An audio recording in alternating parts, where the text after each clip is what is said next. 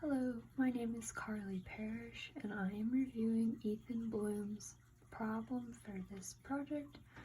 He chose 3-83, which basically it's just a pipe that has steam going through it, and you have to find the heat loss at first, and then you have to add some insulation to save money and that heat loss. So our problems ended up being very similar. I agree with all of his answers, but I will walk you through what I did.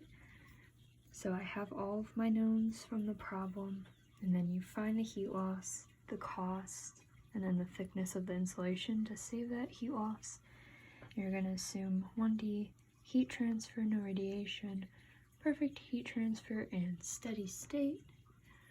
And then those are the equations that you're going to have throughout. So I started by finding the pipe surface area and then using this equation for convective heat loss, and you ended up getting this as your answer. Ethan also got the same answer, as you can see. And then for the second part of the problem, we are finding that price. So I did this in one step and got this answer, and Ethan did it in 2 steps but got around the same answer. It's just slightly different because we rounded our sig figs different. And then for this last part of the problem, you're going to have to use the resistances to find out what the thickness of insulation needed to save 90% of the heat loss. So I first found the resistance for the insulation, and you're going to have an unknown RO, or the outer radius, and that's what it simplifies down to. And then again, with the convective heat term, you're going to also find that there is an RO in there.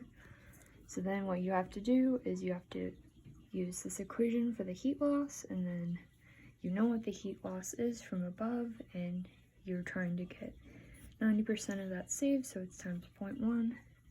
And then you use solver or a similar tool to find out what that is. Here's where I use solver, and that's where the answer is. That was the difference squared. And Ethan also did the same thing. He used solver. This is right there, and he got, that was his answer. And then you use that to find the thickness by subtracting, and that's what I got, and that's also what he got. So no disagreements with this problem. Did everything the same. There's just one thing that we rounded differently, but it's so close that it doesn't really matter. All right, thank you.